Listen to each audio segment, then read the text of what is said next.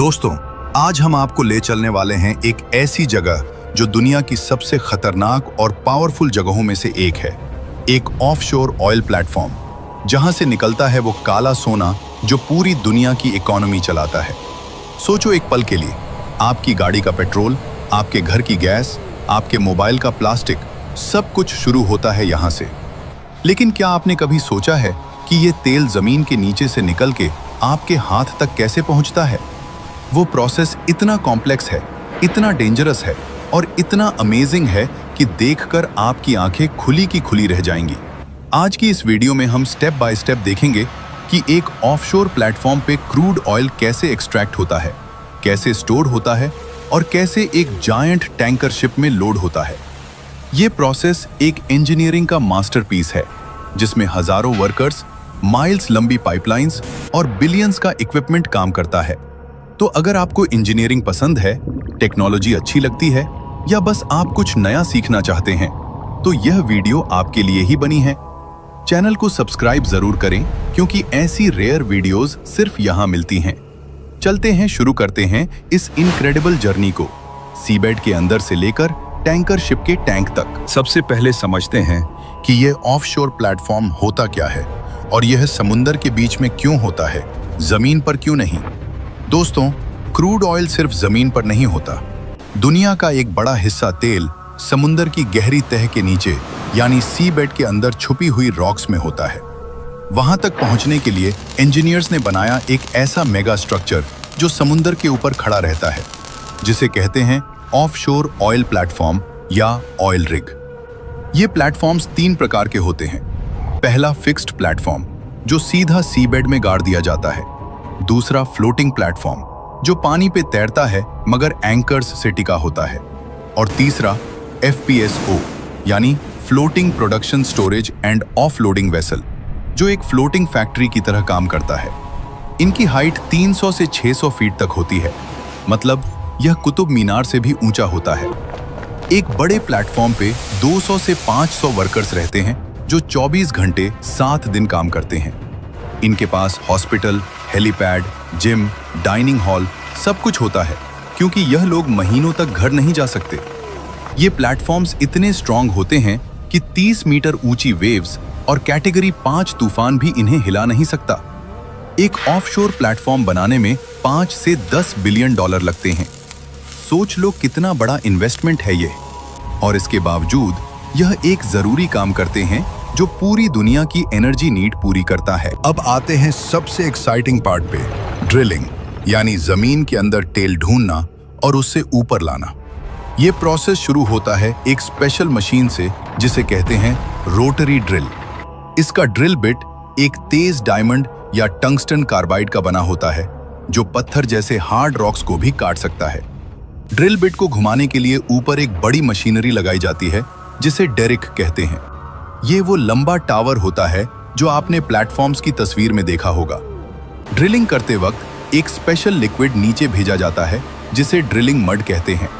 ये कोई एक्चुअल कीचड़ नहीं होता, बल्कि यह एक इंजीनियर्ड केमिकल मिक्सचर होता है जो रॉक्स को ठंडा रखता है, ड्रिल बिट को लुब्रिकेट करता है और प्रेशर कंट्रोल करता है। ड्रिलिंग 1000 से 5000 मीटर की गहराई तक होती है। पहले समुंदर का पानी क्रॉस करो, फिर सी बेड की रॉक्स और फिर 3 अलग जियोलॉजिकल लेयर्स के ऊपर से गुजरो, तब मिलता है वह रिजर्वायर जहां तेल है। जब ड्रिल ऑयल रिजर्वायर तक पहुंच जाता है तो एक बड़ा डेंजर होता है, ब्लो आउट। जब अंडरग्राउंड प्रेशर इतना ज्यादा होता है कि तेल और गैस कंट्रोल के बाहर आ जाते हैं। इसे रोकने के लिए प्लेटफॉर्म्स पे लगता है BOP यानी ब्लो आउट प्रिवेंटर। यह एक मैसिव वाल्व सिस्टम होता है जो इमरजेंसी में पूरी वेल को बंद कर सकता है। 2010 में डीप वाटर होराइजन में यही BOP फेल हुआ था और दुनिया का सबसे बड़ा ऑयल स्पिल हुआ था। एक वेल को ड्रिल करने में 60 से 100 दिन लगते हैं और एक प्लेटफॉर्म में एक साथ 20 से 40 वेल्स ड्रिल हो सकती हैं, अलग अलग एंगल्स पे। जब वेल तैयार हो जाती है तो शुरू होता है एक्सट्रैक्शन का प्रोसेस, यानी तेल को जमीन के अंदर से ऊपर खींचना। और यहाँ एक इंटरेस्टिंग बात है, बहुत बार तेल को पंप नहीं करना पड़ता, क्योंकि अंडरग्राउंड इतना ज्यादा प्रेशर होता है कि तेल खुद ऊपर आ जाता है। इसे कहते हैं नेचुरल फ्लो। जैसे एक सील्ड बॉटल को खोलो तो पानी खुद बहने लगता है। लेकिन जब प्रेशर कम होता है तो यूज करते हैं सबमर्सिबल पंप्स या गैस इंजेक्शन, जिसमें गैस को वापस नीचे डाल के प्रेशर बढ़ाया जाता है। अब प्रॉब्लम यह है कि जो लिक्विड ऊपर आता है वो सिर्फ क्रूड ऑयल नहीं होता, उसमें मिक्स होता है पानी, नेचुरल गैस, सैंड और केमिकल्स। इसको सेपरेट करना पड़ता है और यहाँ काम आता है प्लेटफॉर्म का सबसे इंपॉर्टेंट मशीन, 3 फेज सेपरेटर। ये एक हॉरिजॉन्टल ड्रम जैसा होता है जिसमें ग्रेविटी और प्रेशर का यूज करके 3 चीजें अलग हो जाती हैं। सबसे नीचे पानी, बीच में क्रूड ऑयल और ऊपर गैस। गैस को या तो जला दिया जाता है, जिसे आपने गैस फ्लेयरिंग के रूप में देखा होगा, या पाइपलाइन से किसी और जगह भेजा जाता है। निकाला हुआ पानी ट्रीट करके समुद्र में छोड़ा जाता है या री इंजेक्ट किया जाता है। क्रूड ऑयल आगे बढ़ता है फर्दर प्रोसेसिंग के लिए, जहां उसे फिल्टर करके, टेस्ट करके और टेम्परेचर कंट्रोल करके स्टोरेज टैंक्स में भेजा जाता है। एक मीडियम साइज प्लेटफॉर्म एक दिन में 50,000 से 2 lakh barrels crude oil produce कर सकता है। अब क्रूड ऑयल एक्सट्रैक्ट और सेपरेट हो गया। अब सवाल यह है कि इसे कहाँ रखा जाए जब तक टैंकर शिप आए। यहाँ काम आता है FPSO, floating production storage and offloading. ये एक शिप जैसी बड़ी वेसल होती है जो प्लेटफॉर्म के पास एंकर्ड रहती है और एक फ्लोटिंग वेयरहाउस की तरह काम करती है।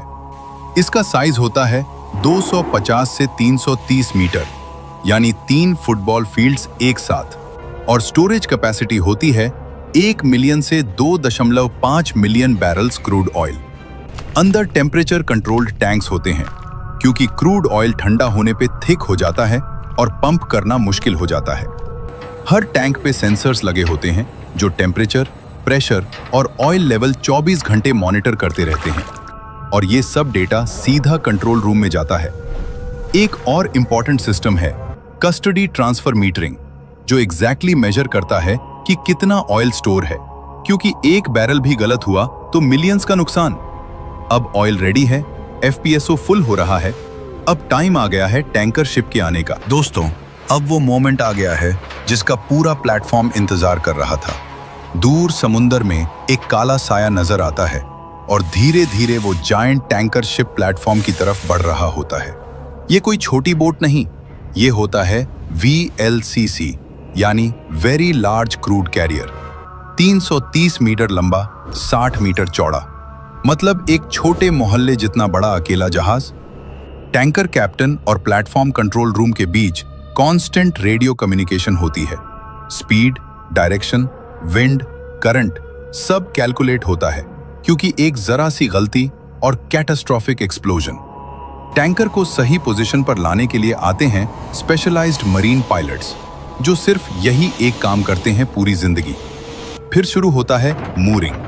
थिक स्टील रोप से टैंकर को FPSO से बांधा जाता है। एक एक रोप का वेट 100 किलोग्राम प्रति मीटर, ताकि वह बिल्कुल हिले नहीं। आखिर में टैंकर और FPSO के बीच कनेक्ट होती है एक बड़ी फ्लेक्सिबल पाइप, कार्गो होज।